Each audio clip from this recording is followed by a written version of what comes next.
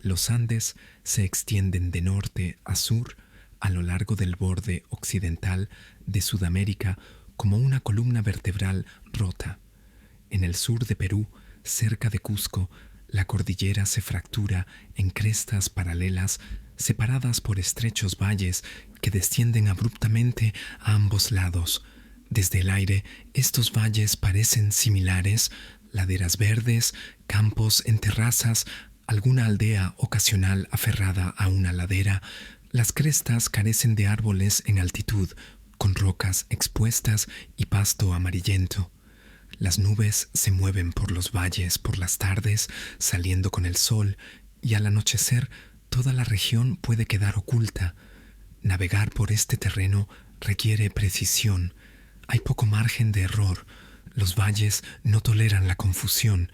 En la mañana del 9 de agosto de 1970, un turbohélice Lockheed L-188 a Electra, operado por Lanza, Líneas Aéreas Nacionales, Sociedad Anónima, y se preparó para despegar del Aeropuerto Internacional Jorge Chávez de Lima.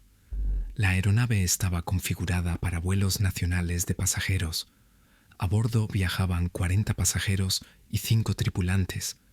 El vuelo tenía programada una escala en Cusco antes de continuar hacia Pucallpa, un pueblo selvático a orillas del río Ucayali. El pronóstico meteorológico para Cusco indicaba posible nubosidad por la tarde, típica de la temporada. Se esperaba buena visibilidad al llegar. No había indicios de mal tiempo. El vuelo despegó a la hora prevista. Lanza era una aerolínea relativamente joven. Fundada en 1963, operaba rutas dentro de Perú, conectando la capital con ciudades de la sierra y la cuenca amazónica. Su flota incluía varios Electra, aviones de 4 motores conocidos por su fiabilidad y rendimiento en rutas cortas. La tripulación del vuelo 502 estaba compuesta por personal experimentado. El capitán acumulaba miles de horas de vuelo. El primer oficial estaba cualificado para el tipo de vuelo. Los auxiliares de vuelo estaban capacitados en procedimientos de emergencia. Los pasajeros eran una mezcla de ciudadanos peruanos y un pequeño número de extranjeros, muchos de ellos en viaje de negocios o para visitar a familiares en el interior. Abordaron sin incidentes. La puerta de la cabina se cerró, los motores arrancaron, el avión rodó y despegó, ascendiendo hacia el noroeste sobre el desierto costero antes de virar tierra adentro hacia las montañas. El vuelo a Cusco solía durar poco más de 1 hora. La ruta cruzaba los Andes en un punto donde la distancia es relativamente estrecha, pero aún así imponente. Los picos se elevan por encima de los 4.300 metros. El aeropuerto de Cusco se encuentra en un valle alto a poco más de 3.000 metros de altitud, rodeado de crestas. Las aproximaciones requieren una navegación cuidadosa. Los pilotos dependen de la referencia visual y las radiobalizas. En 1970 no se instalaron sistemas de aterrizaje por instrumentos en muchos aeropuertos regionales del Perú. Se esperaba que los pilotos realizaran aproximaciones visuales con luz diurna y condiciones climáticas aceptables. Este era el procedimiento estándar, pero también era implacable. Mientras el vuelo 502 se aproximaba a la zona de Cusco, la tripulación inició el descenso. Se comunicaron por radio con el aeropuerto. La visibilidad era adecuada, aunque empezaban a formarse nubes. La tripulación lo confirmó. Descendieron a través de una capa inicial de nubes y emergieron sobre terreno montañoso. Bajo ellos se extendían valles en múltiples direcciones. La aproximación correcta a Cusco requería seguir un valle específico que conducía al aeropuerto, ubicado en una amplia cuenca. Otros valles, algunos paralelos y otros divergentes, se alejaban del aeropuerto hacia terreno deshabitado. Desde la altitud, especialmente con nubosidad intermitente, Estos valles podían ser difíciles de distinguir. Los puntos de referencia eran escasos. La tripulación necesitaba identificar la entrada correcta al valle y dirigirse a ella. No había posibilidad de regresar una vez que se adentraran en un estrecho pasaje. En algún momento del descenso, la tripulación cometió un error de navegación. No se conoce con certeza el momento exacto. Los registros indican que la aeronave entró en un valle que no conducía a Cusco. Este valle era más estrecho y accidentado. Descendió abruptamente. Es posible que la tripulación se diera cuenta del error rápidamente o que siguiera creyendo durante un tiempo que iba por el rumbo correcto. La comunicación por radio con el aeropuerto se dificultó a medida que la aeronave descendía hacia el valle, protegida por las crestas circundantes. La tripulación intentó ascender. Testigos en tierra informaron posteriormente haber oído el sonido de los motores de la aeronave a alta potencia. El Electra inició un viraje intentando revertir el rumbo. Las paredes del valle se elevaban a ambos lados. La aeronave llevaba mucho combustible. La altitud era limitada. El viraje requería espacio y tiempo. La aeronave no completó el viraje. Chocó contra una cresta en la ladera oriental del valle. El impacto ocurrió aproximadamente a la 1:15 de la mañana hora local. La aeronave se desintegró al contacto. Los restos se dispersaron por la ladera. No hubo incendio. La ubicación remota impidió que nadie presenciara el impacto directamente. Los residentes de una aldea cercana oyeron el sonido, pero el terreno impidió el acceso inmediato.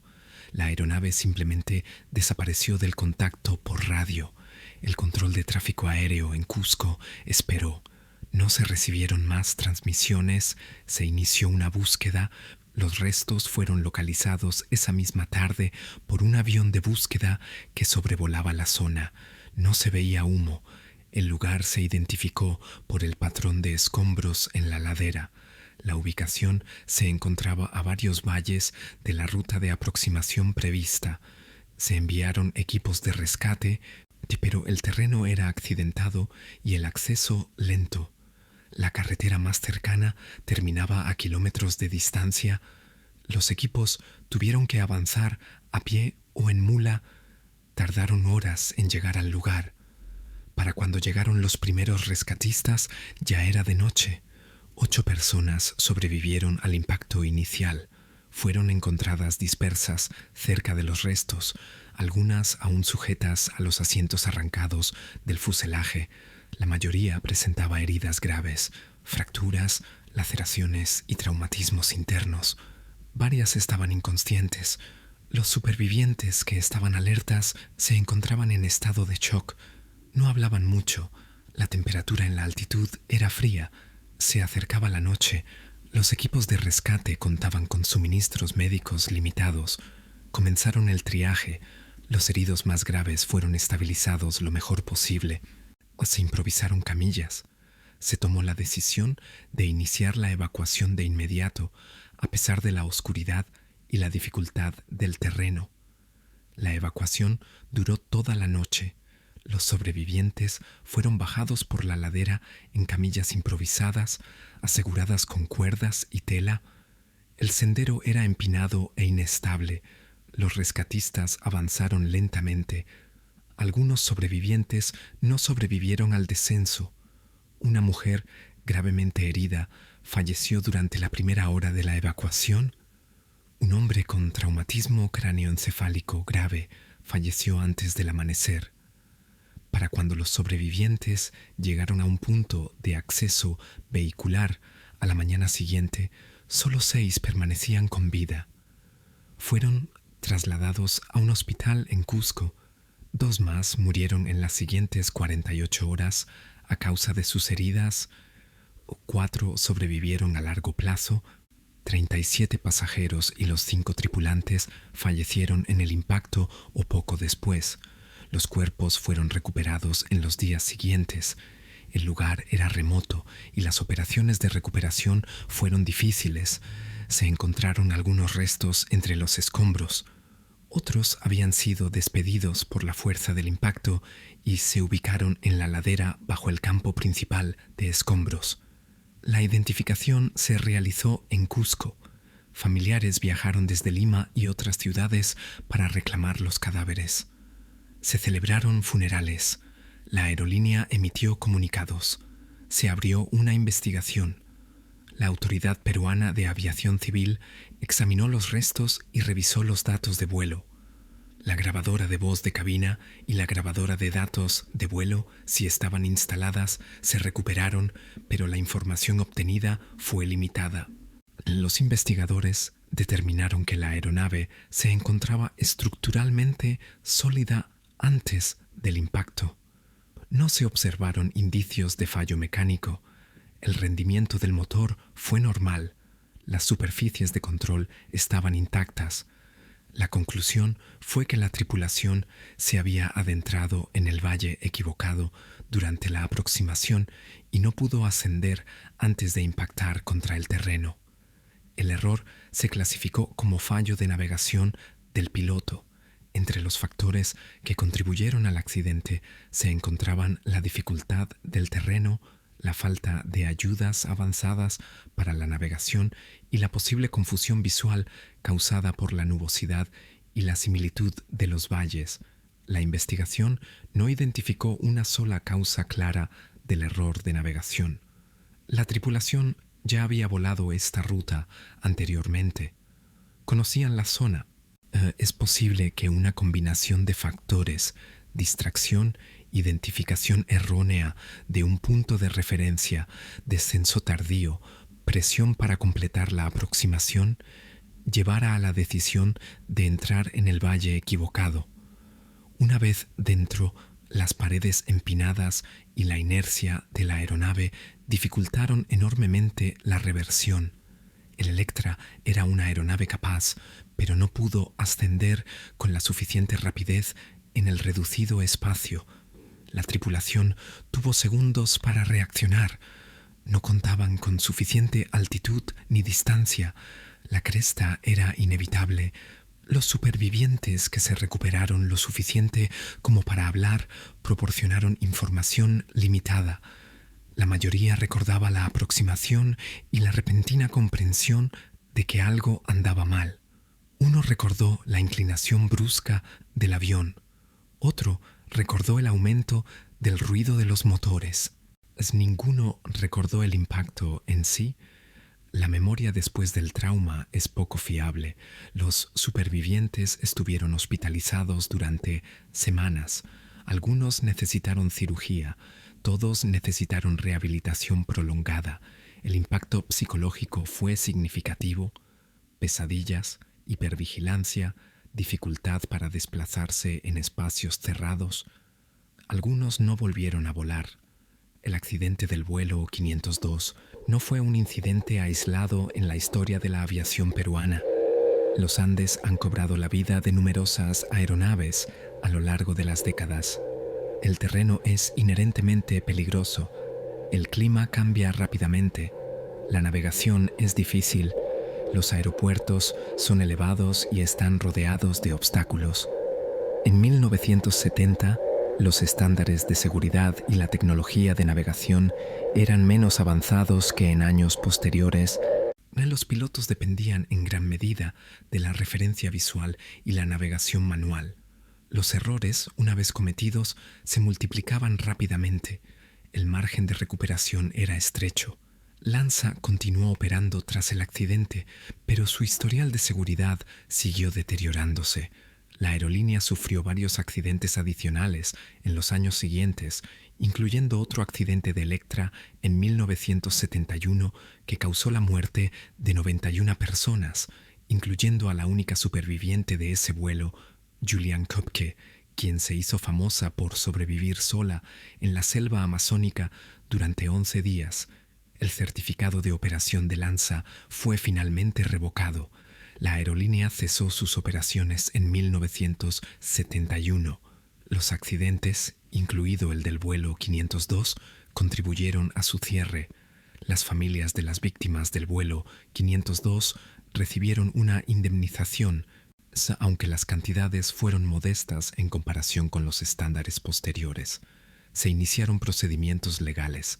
Algunas familias demandaron a la aerolínea, otras aceptaron acuerdos. El proceso fue lento. Muchas familias tuvieron dificultades para afrontar la carga financiera y emocional. La remota ubicación del accidente, la dificultad de la recuperación y la falta de una rendición de cuentas clara dificultaron el cierre del caso. El lugar del accidente permanece prácticamente intacto.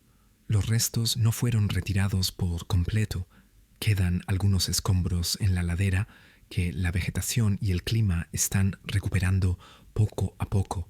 El lugar es de difícil acceso y no está señalizado. Los residentes locales lo conocen. De vez en cuando senderistas o investigadores lo visitan. El valle sigue siendo estrecho y accidentado. Las crestas aún se elevan abruptamente. El terreno no ha cambiado. El incidente se recuerda en Cusco y en la historia de la aviación peruana como una de varias tragedias que pusieron de relieve los peligros de volar en los Andes en aquella época. Se estudia en los cursos de seguridad aérea como ejemplo de impacto contra el suelo sin pérdida de control causado por un error de navegación. El término choque contra el suelo sin pérdida de control se refiere a incidentes en los que una aeronave en condiciones de volar bajo el control de la tripulación se estrella contra el suelo o un obstáculo sin que ésta lo advirtiera ni pudiera evitarlo. El vuelo 502 se ajusta a esta definición. La tripulación tuvo el control hasta el momento del impacto. Simplemente no supieron dónde se encontraban hasta que fue demasiado tarde. Los 4 sobrevivientes cargaron con el recuerdo del accidente para el resto de sus vidas. No hablaban en público con frecuencia. Las entrevistas eran escasas. No deseaban volver a vivir la experiencia. Un sobreviviente, un empresario limeño, regresó al trabajo tras meses de recuperación, pero abandonó Perú al año. Otra, una joven, permaneció en Cusco y evitó por completo los viajes en avión. Las cicatrices psicológicas fueron tan duraderas como las físicas. Culpa del sobreviviente, miedo recurrente, una sensación permanente de fragilidad. Estas son comunes entre quienes viven este tipo de eventos. No sanan por completo, se controlan. El valle donde se estrelló el vuelo 502 aún es utilizado por agricultores locales. Se cultiva en las laderas aterrazadas, los animales pastan, la vida continúa. Las montañas no recuerdan, son indiferentes. Las cordilleras que acabaron con 41 vidas forman parte de un sistema que ha existido durante millones de años. Los Andes no reconocen el error humano. Son una constante y quienes los recorren deben hacerlo con precisión y respeto. Un error, por pequeño que sea, puede ser definitivo. El vuelo 502 nos recuerda que la navegación requiere certeza y que la certeza en la montaña es difícil de conseguir. Los valles de los Andes son numerosos y desde el aire pueden parecer iguales. La confianza de un piloto debe ir acompañada de precisión. El terreno no se adapta, el avión no perdona, y quienes estaban a bordo, 45 personas una tarde de domingo, confiaban en que la tripulación conocía el camino. Esa confianza, depositada en manos de 2 hombres en una cabina que tomaban una decisión instantánea sobre crestas desconocidas con un clima cambiante, fue traicionada no por malicia, sino por confusión. El resultado fue el mismo. La historia del vuelo 502 no es única. Forma parte de una historia más amplia de accidentes de aviación en terrenos difíciles, pero es específica en sus detalles. El valle, la cresta, los 8 sobrevivientes del impacto y los 4 que vivieron más allá. Es una historia de cuán rápido puede colapsar la seguridad, cuán delgada es la línea entre la rutina y el desastre, y cómo un solo error de navegación puede repercutir en familias, instituciones y recuerdos durante décadas.